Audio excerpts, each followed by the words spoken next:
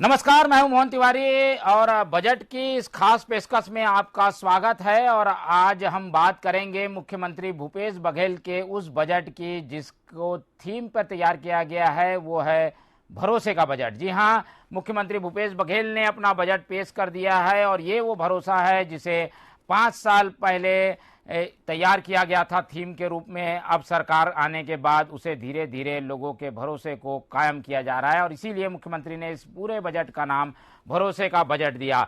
तो बजट पेश हो चुका है और बजट में क्या कुछ खास है ये हम आपको बता चुके हैं, लेकिन इसका लगातार विश्लेषण हमारे द्वारा किया जा रहा है। कोशिश ये है कि जनता को बजट जो है आसान भाषा में समझ में आए और इसीलिए आज हम फिर जुटे हैं बजट की इस चर्चा में। हमारे साथ जो मेहमान हैं पहले उनका स्वागत करेंगे। हम बहुत स्वागत करते हैं, स्टूडियो में हमारे साथ जुड़ रहे हैं वरिष्ठ अर्थशास्त्री के रूप में प्रोफेसर देवाशीष मुखर्जी साहब, उनका हम बहुत बहुत स्वागत करते हैं। इसके अलावा कांग्रेस का पक्ष रखने के लिए हमारे साथ जुड़ रहे हैं शशि भगत जी, उनका भी बहुत बहुत स्वागत है। और भाजपा का पक्ष रखने के लिए हमारे साथ जुड़ रहे हैं राजीव चक्रवर्ती जी। तो तीनों मेहमानों का बहुत स्वागत है। मुख्यमंत्री भूपेश बघेल ने अपना बजट पेश कर दिया है। बजट के जरिए जनता को साधने की कोशिश है, लेकिन इसमें कितना सफल हो पाएंगे क्योंकि विपक्ष की इस बजट को लेकर अपना अलग नजरिया है। तो तीनों मेहमानों का बहुत बहुत स्वागत है और चर्चा को मैं शुरू करता हूं। सबसे पहले हमारे साथ जो कांग्रेस के प्रवक्ता जुड़ रहे हैं शशि भगत जी, उनसे समझते हैं, क्योंकि मुख्यमंत्री ने इसे भरोसे का बजट कहा है, तो ये भरोसा कितने हद तक बजट जीतने में कामयाब रहा। भगत जी बताइए। छत्तीसगढ़ की समस्त जनता को आपके चैनल के माध्यम से प्रणाम करता हूं और मैं विश्वास के साथ कह सकता हूं छत्तीसगढ़ की जनता ने जिस भरोसे के साथ श्री भूपेश बघेल जी को सीएम के कुर्सी पे काबिज किया, जनादेश दिया, वो निश्चित रूप से आज दिखता है स्पष्ट रूप से। उन लोगों का विश्वास जीता है, सभी वर्गों का विश्वास जीता है, सभी शासकीय कर्मचारियों का विश्वास जीता है। ऐसा कोई वर्ग नहीं है जो इस बजट से अछूता है। भूपेश बघेल जी ने एक बात स्पष्ट रूप से कहा था कि ये बजट आसमान का नहीं, ये बजट जमीन का होगा, सतह का बजट होगा, सरफेस का होगा और उस पर निश्चित रूप से खरे उतरे हैं। ये विश्वास छत्तीसगढ़ की जनता आज भी कर रही है और फ्यूचर में भी करेगी, ऐसा मेरा विश्वास है, कांग्रेस पार्टी का विश्वास है। जी, कांग्रेस का तो पूरा विश्वास है और काफी कुछ देने की कोशिश की गई है। एक बड़ा वर्ग जो नाराज था, उसका आंदोलन प्रदर्शन था, उनके मानदेय में वृद्धि की गई है। प्रशासन की अंतिम कड़ी कोटवार तक का ध्यान रखा गया है। तो सबको खुश करने की इस बजट में कोशिश है, पर वो कोशिश कितनी सफल है अब विपक्ष के नजरिए से भी जान लेते हैं। राजीव चक्रवर्ती जी, देखिए, कांग्रेस तो इस बात से लेकर काफी खुश है कि सबको उन्होंने खुश कर दिया, सबके लिए कुछ ना कुछ डाल दिया। विपक्ष इस पूरे बजट को कैसे देखता है? सबसे पहले मैं बोलूंगा कि ये बजट झुनझुना है, ये बजट जो है वो लॉलीपॉप है, ये बजट झूठ और फरेब का एक पिटारा है। क्योंकि क्रियान्वयन की बात है, पिछले 4 वर्षों के अगर आप बजट को देखें तो इसके पहले 2 बजट का इन्होंने सर्वेक्षण किया था, जन सर्वेक्षण। उस जन सर्वेक्षण का क्या हुआ पता नहीं। क्रियान्वयन की जब बात आती है किसी भी बजट की, चाहे हम 2018 की बात करें, 19 की बात करें, 20 की बात करें, 22 की बात करें, तो क्रियान्वयन की जब बात आती है तो हवाई और गोलमोल बातें होती है। अगर आप इनकी सरकार ने अपने 36 मैनिफेस्टो में लिखा था कि 36 बिंदु पे हम अनियमित कर्मचारियों को 2,56,000 अनियमित कर्मचारियों को नियमित करेंगे। जो लोग काम से बाहर कर दिए गए थे 50,000, उनको हम पुनः काम पर रखेंगे। जो ठेका सिस्टम था उसकी जगह सरकार उन्हें वेतन देगी। तो जहां तक अनियमित कर्मचारियों की बात है, उन्हें ठेंगा दिखाया गया है। और जो कलेक्टर दर पे कुछ लोगों को नियमित किया गया है, आंगनबाड़ी के कार्यकर्ताओं को, उनके सहायिकाओं को, लेकिन वो भी जो संख्या है, किसी का 1200 रुपए बढ़ा, किसी का 1000 रुपए बढ़ा। ये एक छलावा है, इसीलिए हम आज झुनझुना बजाकर हमने विरोध प्रकट किया। दूसरी बात अगर हम करते हैं सड़क के यूनियन की, जो देखते हैं कि सड़कें बदहाल है छत्तीसगढ़ में। पिछले बजट में भी बहुत सारे उसमें समाकेत किया गया था, उसमें बजट एलोकेशन किया गया था, लेकिन जब क्रियान्वयन की बात देखते हैं तो छत्तीसगढ़ के जो स्टेट हाईवे है या नगर पंचायत की सड़कें हैं, नगर निगम की सड़कें हैं, वो खस्ता हालत में है। सड़क कहां पर है या मैदान कहां पर है दिखता नहीं है। अगर हम स्वास्थ्य की बुनियादी जो सबसे आवश्यकता है इंसान की, स्वास्थ्य की बात करते हैं, एपीएल परिवार को 50,000 रुपए दिए जाने वाला, उसमें 30,000 रुपए खर्च होता है। उसका पेमेंट आज तक अस्पतालों को नहीं मिल रहा है। चंदूलाल चंद्राकर स्वास्थ्य कार्ड अभी अस्वीकार किए जा रहे हैं अस्पतालों में। मेडिकल कॉलेज में बुनियादी पैरासिटामोल टैबलेट या सिलाई के जो फीचर्स लगते हैं जो सर्जरी में, वो तक उपलब्ध नहीं है, उन्हें बाहर का रास्ता दिखा दिया जाता है।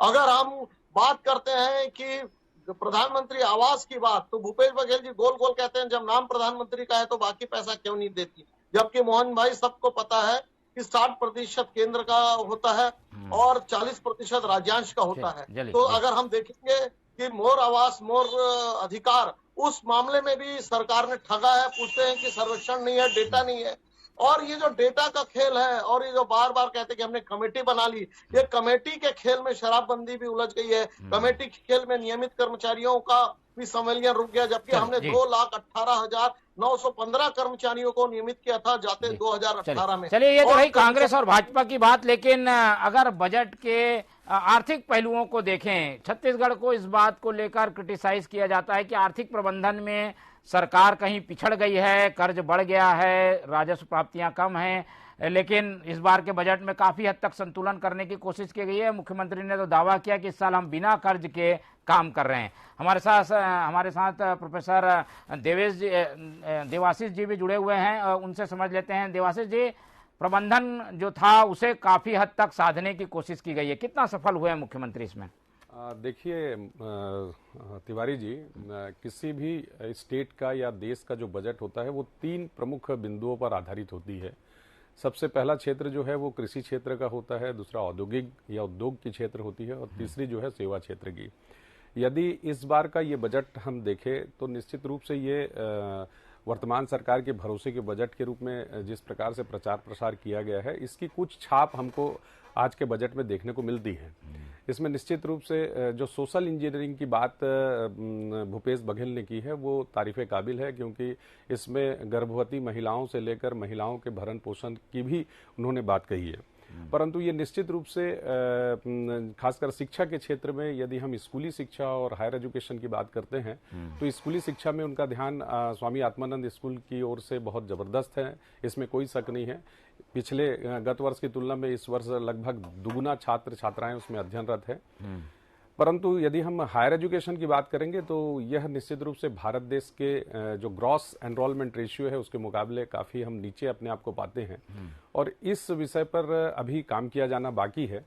और वर्तमान समय में शिक्षा को बढ़ाने का जो आधार है वो केवल कॉलेज खोल देना नहीं हो सकता, अपितु इससे संबंधित कुछ ठोस बातें और क्रियान्वयन नीतियां जो है वो बनानी आवश्यक है। बिल्कुल, तो नीतियां बनानी आवश्यक है, लेकिन क्योंकि ये चुनावी साल है इसलिए इसे चुनावी चश्मे से भी देखा जा रहा है, और इसीलिए काफी कुछ हद तक ठीक करने की कोशिश या सबको ठीक रूप से आवंटन करने की कोशिश की गई है, लेकिन इसे चुनावी नजरिए से देखने की वजह से क्रिटिसाइज भी किया जा रहा है। भगत जी, चुनावी साल है इसलिए आप लोग घोषणाएं कर रहे हैं, ये एक सामान्य रूप से प्रतिक्रिया सामने आई है विपक्ष की, और यही वजह है कि आप लोग ने काफी हद तक काम अच्छा करने की कोशिश की है, लेकिन चुनाव के नाम पर इस पर सियासत हो रही है। देखिए, भारतीय जनता पार्टी के साथियों को सुनने की आदत ये है कि चुनाव के टाइम में ये कहें कि 15 लाख रुपया दे देंगे, काला धन दे देंगे, जूता चप्पल बांट देंगे और लैपटॉप दे देंगे, घड़ी दे देंगे, टिफिन दे देंगे। तो चुनावी जुमला वो होता है जिसको जरूरत है। आज की तारीख में जरूरतमंद लोगों को श्री भूपेश बघेल जी के नेतृत्व में एक अच्छा बजट लाके उनके लिए अच्छा करने का प्रयास किया है। आज स्पष्ट रूप से छत्तीसगढ़ के विभिन्न क्षेत्रों से, जैसे आंगनबाड़ी कार्यकर्ताओं के अंदर खुशी है, जैसे कर्मचारी ओल्ड पेंशन योजना के नाम से 96% कर्मचारी ओल्ड पेंशन योजना को स्वीकार किए हैं, और जो बाकी रेस्ट बचते हैं 1 लाख समथिंग लोग, उनका कहना यह है कि वो आईजीटीस रहेंगे, जो मतलब पुराने पेंशन पे रहेंगे। तो ये सारी जो चीजें हैं निश्चित रूप से श्री भूपेश बघेल जी की सरकार, श्री अमरजीत भगत जी की सरकार की लोकप्रियता को इंगित करती है। और रहा सवाल ग्रोथ का, जीडीपी का, तो मैं कहता हूं आपसे कि 8% ग्रोथ अनुमानित है और 7% ग्रोथ नेशनल लेवल का है, जो उससे 1% अबव है। तो निश्चित रूप से पाई करके आगे बढ़ने का जो योजना है उसमें श्री भूपेश बघेल जी सफल होंगे। छत्तीसगढ़ की जनता का आशीर्वाद उनको निश्चित रूप से है। और व्यापारी वर्ग की बात करें तो मैं उस सभा सम्मेलन में स्वयं था। ये चैम्बर ऑफ कॉमर्स के उसमें कहा था उनने कि 1000 करोड़ रुपए ये स्मार्ट बाजार के लिए और होलसेल एरिया के लिए 1000 एकड़ जमीन हम उनको देंगे। और ये सारी चीजें, व्यापारी वर्ग प्रसन्न है, आंगनबाड़ी के लोग प्रसन्न है, कोटवार तक प्रसन्न है। तो हमारे भारतीय जनता पार्टी के साथियों से आग्रह करता हूं कि कम से कम वो अच्छा जो काम है उसकी तारीफ करें, या फिर कोई ऐसी सलाह भी दे जिसको हम उनको स्वीकार करते हैं, क्योंकि विपक्ष का सम्मान करना हमारा भी काम बनता है। हम बड़े धैर्य के साथ इस बात को सुनना चाहते हैं, जानना चाहते हैं। जी चलिए राजू जी, ये बात भी है कि अगर कहीं कुछ अच्छा हो रहा है तो उसकी तारीफ भी करिए। सियासत के लिए तो पूरा साल भर बाकी है, चुनाव आते समय आप लोग आलोचना कर लेना, पर अभी तो अच्छा काम हुआ है, कुछ अच्छाई तो दिख रही होगी बजट में आप लोगों को। अच्छा ये दिख रही कि इन्होंने माताओं बहनों को झूठ बोला था कि हम शराबबंदी करेंगे, तो शराबबंदी का कोई प्रोविजन या उसका कोई इनकम के बदले क्या इनकम करेंगे वो तो दिखता नहीं है। इन्होंने वादा किया था कि हम पुलिस कर्मियों को अवकाश देंगे, पुलिस कर्मियों को के उन्नयन के लिए उनके मकान बनाएंगे जीएडी के माध्यम से, वो कुछ तो दिखता नहीं है। इन्होंने वादा किया था कि हम सड़कों का जाल बिछाएंगे, नया इंफ्रास्ट्रक्चर करेंगे, तो वो तो कुछ दिखता नहीं है। नए मेडिकल कॉलेज जो केंद्रीय शासन ने उससे बनाया है, उसका ये केंद्र शासन का काम कर रहे हैं। और अभी भी जो सड़कों का ये काम की बातें बजट में एलोकेट की गई है, वो भी केंद्रीय सरकार को, गडकरी जी को इन्होंने पीछे पत्र लिखा है और इनको उम्मीद है कि वो पैसा केंद्र के माध्यम से आ जाएगा। तो जितनी भी योजनाएं हैं वो केंद्र की योजना, अमृत जल मिशन केंद्र की योजना है, जो स्मार्ट कार्ड जो चला रहे हैं, जिसमें पहले हमारी सरकार ने 5 लाख दिया था, इसे उन्होंने तोड़ दिया। तो जितनी योजनाएं वो केंद्र की योजना, हालांकि देखिए संघीय व्यवस्था है, केंद्र जो देता है वो राज्य उसे सेतु और समन्वय से चलाता है। लेकिन दुर्भाग्य से जो आवासहीन लोग हैं, उनका दर्द, उनकी चित्कार, उनकी आवाज सुनाई देती है कि उनके घर को केवल राजनीतिक प्रतिशोध से नहीं बनाया गया, क्योंकि उसका नाम प्रधानमंत्री आवास योजना है। और वो वंचित लोग 15 तारीख को विधानसभा घेरने निकलेंगे तो ये कहां छुपे होंगे और इनकी पुलिस कितना बल प्रयोग करेगी उसका कुछ पता नहीं है। ये सरकार कहती थी कि हम महिलाओं को, स्व सहायता समूह को और जो कृषि को आगे बढ़ाने के लिए मार्केट एंड मैकेनाइज करेंगे, लेकिन वो मर्केंडाइज सिस्टम करेंगे। राहुल गांधी जी सफेद झूठ बोलते हैं कि छत्तीसगढ़ का किसान आलू लेकर जाता है और जो है टमाटर लेके जाता है, उसे तुरंत मंडियों में खरीद लिया जाता है और फूड प्रोसेसिंग यूनिट में डाल दिया जाता है। हम पूछते हैं, उस बजट में भी आपने बातें कही थी, बड़ी बड़ी बातें कही गई थी, वो कहाँ है? थोड़ा बता दीजिए, हम वो पता पूछना चाहते हैं, वो फूड प्रोसेसिंग यूनिट कहाँ पर है? इन्होंने औद्योगिक आगे बढ़ाने के लिए जमीन की बातें कही गई थी, वो जमीन दिखता नहीं है, या तो बहुत दूर ऐसी है किसी ने भी एक हितग्राही ने उस जमीन को नहीं किया। इसके पहले इन्होंने एमओयू की बात कही थी कि हम लघु और लार्ज स्केल इंडस्ट्री को आगे बढ़ाएंगे, वो कुछ दिखता नहीं है। जो बिजली की बात होती है कि सबसे बड़ी जरूरत है देश को और प्रदेश को बिजली की, तो वो बिजली भी दिखता नहीं। बिजली बिल हाफ कहते हैं और सुरक्षा निधि के नाम से रुपए वसूल करती है। यह सरकार हर मोर्चे पर विफल हो चुकी है। ये धोखेबाज सरकार है, ये भय और भूख और भ्रष्टाचार की सरकार है। ये बजट में भी ये तय हो गया है कि सरकार की मंशा स्पष्ट नहीं है। क्यों सिंहदेव जी कहते थे कि 45,000 करोड़ की अगर बात है, भ्रष्टाचार के जनक हम लाने में सक्षम है और सबसे अहम व्यक्ति, नान घोटाले के किंग डॉक्टर रमन सिंह साहब, उनके और उनके 15 साल के दरमियान क्या हुआ इसको छत्तीसगढ़ की जनता जानती है।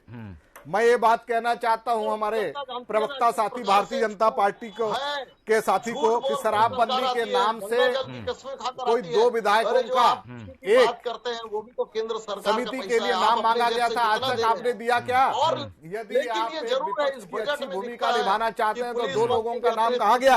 आज तक आपको देना चाहिए था। आवास की रहा सवाल, आप आवास की बात करते हैं। 800 करोड़ रुपया जमा हो गया था राज्यांश का, लेकिन आपने आज तक उस पर अलॉट नहीं किया। क्यों अलॉट नहीं किया? ये आपकी मानसिकता खराब है। यह कांग्रेस की सरकार है, कांग्रेस की लोकप्रिय सरकार अच्छा प्रदर्शन न करे, चुनाव के टाइम उनके पहले उसको बदनाम करने का प्रयास करें। ये सारा मामला आपका चलता है। मैं ये बात कहता हूँ, 4,000 करोड़ रुपया आपने कोयला का रोक रखा है, 36 करोड़ रुपया आपने रोक के रखा है जीएसटी। चलिए ये लड़ाई, सारी चीजें क्यों है जी, ये लड़ाई तो चलती रहेगी, लेकिन हम चाहते हैं एक ठोस चर्चा हो और बजट में अगर कुछ चीज छूटी है तो उस पर विपक्ष ध्यान दिलाए, और अगर सत्ता पक्ष कुछ अच्छा कर रहा है तो उसकी तारीफ भी हो। हम मुखर्जी साहब की ओर फिर से रुख करेंगे। मुखर्जी साहब, स्पेस जो है बजट का जो आकार है वो तो बढ़ जा रहा है, और क्रियान्वयन की बात जहां आती है, क्या ये सारी चीजें क्रियान्वित हो पाएंगी? बजट तो 1 साल के लिए बना है, लेकिन बीच में चुनाव भी है, कितना इसमें इम्प्लीमेंट आप देख पा रहे हैं? ये निश्चित रूप से ये तो तय है कि अब केवल 6 महीना ही वर्तमान सरकार के पास इस बजट का इम्प्लीमेंटेशन का समय रह गया है। परंतु जिस भाव के साथ ये बजट तैयार किया गया है, यदि हम उसको एक एक कर एनालिसिस करें तो ये बात तो तय है कि एक संतुलित बजट है। परंतु फिर भी कुछ एक क्षेत्रों में बहुत ज़्यादा इस पे ध्यान देने की आवश्यकता है। खासकर रायपुर सिटी जो नवा रायपुर के नाम से बनाया गया था, उसमें साइबर सिटी को लाने का प्रयास पूर्ववर्ती सरकार ने भी किया, वर्तमान सरकार ने भी किया, लेकिन किसी प्रकार का ठोस बात इस पर जो है अभी तक कोई भी बजट में हमें देखने नहीं मिला। ये इस वर्ष खासकर जनता के और खासकर जो एजुकेटेड पीपल है, कोरोना के बाद बहुत सारे ऐसे बच्चे जो छत्तीसगढ़ से बाहर काम करते रहे, चाहे वो बेंगलुरु हो, चाहे पुणे हो या विदेश में हो, वे यहाँ आने के बाद एक बात जरूर सोच रहे थे कि यदि साइबर सिटी को सरकार की ओर से कुछ स्पेशल बजट देकर यहाँ अगर उनको इस्टेब्लिश किया जाए तो निश्चित रूप से रायपुर शहर का ही नहीं पूरे छत्तीसगढ़ का कायापलट हो सकता था, जिसमें बहुत कम बजट के साथ इस बार भी उसको स्थान दिया गया। एक बात बहुत अच्छी की गई है कि ग्रामीण फेलोशिप और रिसर्च फेलोशिप के लिए छात्रों को एक फेलोशिप प्रारंभ करने का राज्य सरकार ने निर्णय लिया, बशर्ते कि अभी उस फेलोशिप को देने के नियम कानून क्या है इसके संदर्भ में अभी किसी भी प्रकार की बात कही नहीं गई। तो मैं समझता हूं कि ये जो बजट दी गई है उसमें यदि लगातार उसके इम्प्लीमेंटेशन या क्रियान्वयन के संदर्भ में भी कुछ रूल्स रेगुलेशंस बना दिया जाए तो निश्चित रूप से ये अच्छा होगा। बिल्कुल, तो बजट के लिए एक ऐसी मकीन एक तरीके से काम करने की जरूरत है, सुयोजित प्लानिंग से काम करने की जरूरत है, जिससे कि सबका भला हो सके। आरोप प्रत्यारोप में ये बजट ना जो है वो फंसे। एक बार हम अपने जो स्टूडियो है उससे भी एक अनुरोध करेंगे कि मुख्यमंत्री भूपेश बघेल से जो खास बातचीत है वो भी हमारे दर्शकों को दिखाएं, फिर उस पर एक एक सवाल हम अपने मेहमानों का ले लेंगे। तो मुख्यमंत्री भूपेश बघेल ने बजट की चर्चा के बाद जो बातें कही, खास तौर पर जिन बातों पर फोकस किया, वो हम समझ लेते हैं। तो वो जो बाइट है मुख्यमंत्री की, जो इंटरव्यू है, वो जरूर दर्शकों तक दिखाएं। मुख्यमंत्री भूपेश बघेल ने अपना बजट पेश कर दिया है, और बजट आंकड़ों से अधिक किस ढंग का है ये पता चलता है। मुख्यमंत्री ने जिस ब्रीफकेस में ये बजट लेके आया वो किस रूप में था। वो था गोबर से बना हुआ, और सामने छत्तीसगढ़ महतारी की तस्वीर और पीछे साइड वहां पर गाय बछड़े की तस्वीर। ये बताता है कि छत्तीसगढ़ संस्कृति के साथ आर्थिक विकास को छत्तीसगढ़ कैसे गढ़ रहा है। हमारे साथ मुख्यमंत्री भूपेश बघेल हैं, उन्हीं से समझने की कोशिश करते हैं कि इस बजट के पीछे संदेश क्या था। हम देखते रहे आपके 4 बजट को, आप ग्रामीण क्षेत्र के विकास पर ज्यादा जोर देते रहे, लेकिन आर्थिक मजबूती इस बजट में दिखाई दी है, आर्थिक प्रबंधन बेहतर दिखाई दिया है। क्या बताना चाह रहे हैं इस बजट के? देखिए सर, जो ब्रीफ केस था जिसमें छत्तीसगढ़ महतारी की तस्वीर और दूसरे तरफ गाय बछड़े की तस्वीर, ये सरगुजा आर्ट है। दूसरी बात ये है, इसकी पेंटिंग है वो गोबर से बने प्राकृतिक पेंट से बना हुआ है। इन तस्वीरों का अर्थ ये है कि हम छत्तीसगढ़ महतारी की सेवा हम लोगों को करना है, छत्तीसगढ़ महतारी की बेटे बेटियों की भी सेवा हमको करना है, और छत्तीसगढ़ को खुशहाल बनाना है। और छत्तीसगढ़ की जब सेवा करना है तो फिर पशुधन की भी, गौ माता की भी हमको सेवा करना है। और जब हम गौ माता की सेवा करेंगे तो धन धान और अन्न और दूध से इस प्रदेश का विकास बढ़ेगा। ग्रामीण विकास की तो बात हर बार होती है, शहरी विकास पर भी इस बार फोकस आपने किया है। इसको किस ढंग से हम देखें, क्या शहर पे ज्यादा फोकस रहेगा इस बार?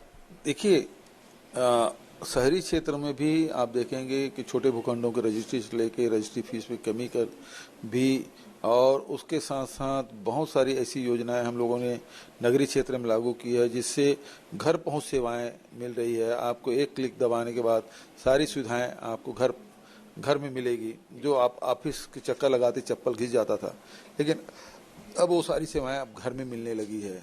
और उसी प्रकार से इलाज की बात है, मेडिकल मोबाइल यूनिट है, श्री धन्वंतरी योजना है, और स्वामी आत्मानंद अंग्रेजी स्कूल है। अब तो कॉलेज भी खुलेंगे, अंग्रेजी स्कूल, अंग्रेजी कॉलेज भी हम खोलेंगे। उसके साथ साथ जो नागरिक सुविधा है, स्वच्छता में हमारे लगातार 3 साल तक हम प्रथम स्थान में रहे हैं। तो अब जन सुविधा को ध्यान में रखते हुए जो जनसंख्या का जो दबाव पड़ रहा है, उसमें metro rail, mono metro rail और फिर सड़कों के चौड़ीकरण और 1000 करोड़ रुपया शहरों के विकास के लिए हमने किया है। तो उसके ये है कि गांव के साथ साथ शहर का भी विकास हम करें, बेहतर करें। हम देख रहे हैं कि प्रशासन की जो अंतिम कड़ी है उसकी आप लोग ने सुध ली है। कोटवार, पटेल, आंगनबाड़ी, मितानिन, ये लोग काफी दिन से इंतजार कर रहे थे, उनकी मांगे पूरी हुई है। जी, ये सीधा सीधा समाज से जुड़े हुए लोग हैं और समाज के अंतिम इकाई है, सरकार की अंतिम इकाई है, जिसके माध्यम से सारी योजनाएं हम लागू करते हैं। मितानिनों ने जिस प्रकार से, आप देखेंगे आंगनबाड़ी कार्यकर्ताओं ने जिस प्रकार से कोरोना काल में जो सेवाएं दी है छत्तीसगढ़ में, वो अद्भुत है। जो दूसरा जो लहर आया उस समय यही जो लोग हैं उन लोगों ने मोर्चा संभाला था और कोरोना को पराजित करने में हम सफल रहे। तो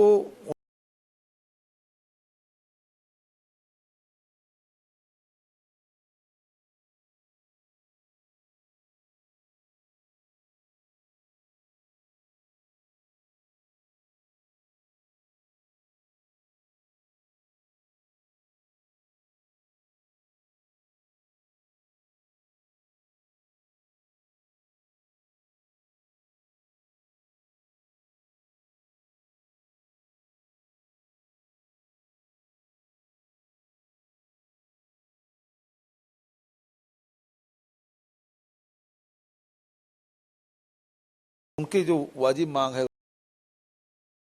का बेटा भी अर्थशास्त्री होता है, लेकिन आप इतना सब कर रहे हैं, चुनावी बजट का करार दे रहे हैं विपक्षी, कैसे कहेंगे उन्हें, क्या जवाब देंगे? ये तो 5 साल पहले हमने जनता से वादा किया, तो एक एक करके पूरा कर रहे हैं और हम काम के आधार पर वोट मांगने जाएंगे।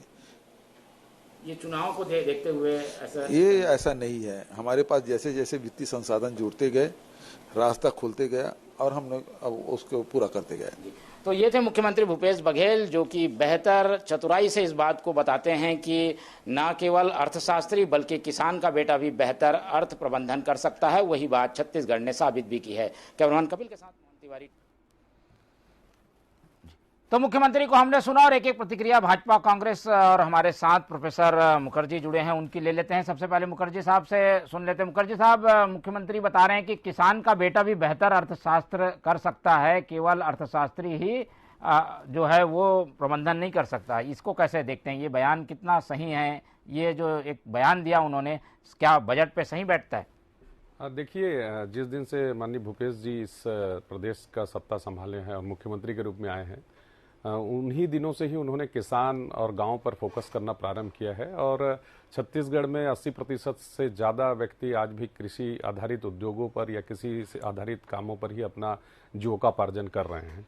इसलिए निश्चित रूप से ये बात तो सभी को पता है कि भूपेश बघेल जी किसान और किसान बेस्ड एक्टिविटीज़ को ध्यान में रखते ही अपने इकोनॉमिक एक्टिविटीज़ को जारी रखेंगे।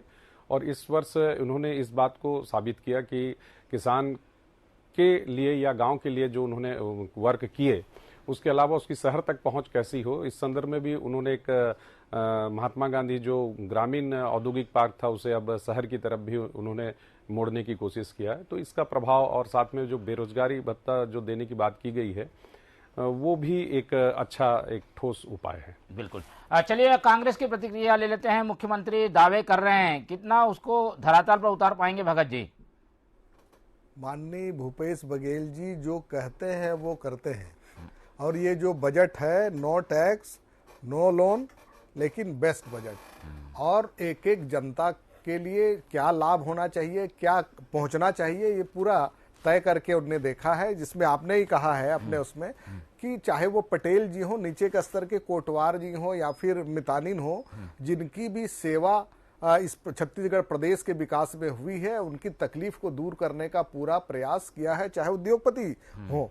तो ये बिल्कुल इससे अच्छा बजट और आज के दौर में नहीं हो सकता। चलिए चक्रवर्ती जी, समय कम है, जल्दी आप बताइए, नो टैक्स नो लोन वाला बेस्ट बजट कह रहे हैं।